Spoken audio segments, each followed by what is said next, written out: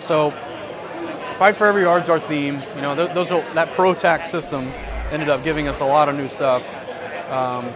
So we started thinking, all right, well, how else do we incorporate that theme? And we thought, like, it's also the emotion of that fight for every yard, right?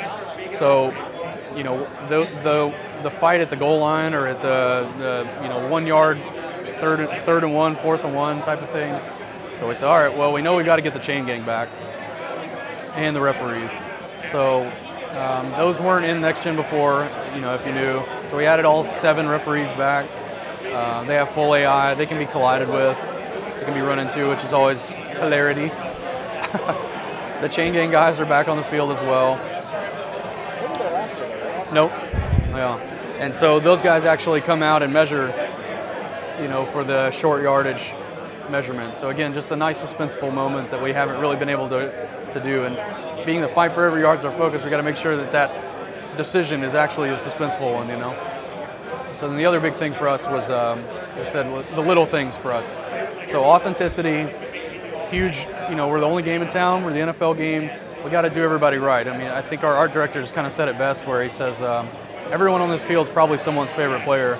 If we mess them up, I mean, that cheapens the game for them. If we have something, little detail wrong, like I can just go in and look at Roethlisberger, for example.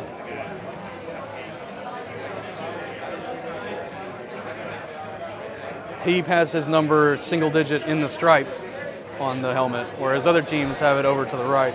So it's like, if you miss that detail, and it's in a screenshot, a fan's going to be upset. So there's a lot of other little details going on. You can see the towels are actually in, animating as well. The refs are there. You've got like Super Bowl specific sideline colors and stuff, as well as end zones. So something we just haven't have. It used to say generic like NFC, AFC. It's kind of a bummer. When you zoom down tight on the players, whoop, what do I got here? You can even see they wear the Super Bowl patch of the game that they're playing in. So we really went overboard on some of the stuff, you know, but like I said, it's just such a small amount of detail that you really got to make sure you don't miss anything. We added hand warmers as well, you know, those are pretty cool in cold games. And then I think the key graphical detail that just steps out right away is depth of field. We did like a huge blog on how it all worked implementation-wise and stuff, but I think when you look at a shot like this is kind of typically what our Madden game has looked like. It's really hard to tell who your focus is, what you're looking at, but when we actually start using real depth of field, you can get guys in and out of focus. And it really helps kind of separate your foreground from background. The thing that's really cool to me about it too is that I think other games have had where you just blur everything behind the subject. This actually does near foreground and background blurring.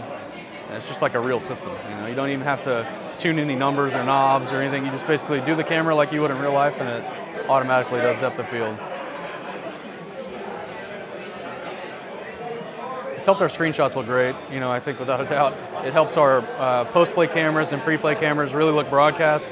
That's always been difficult to, like, if you want a lens that's at the other end of the stadium looking at a guy, zoomed in really tight, it's just really busy. There's tons of stuff around it, but with depth of field, it blurs all that out and you have your one key focus point.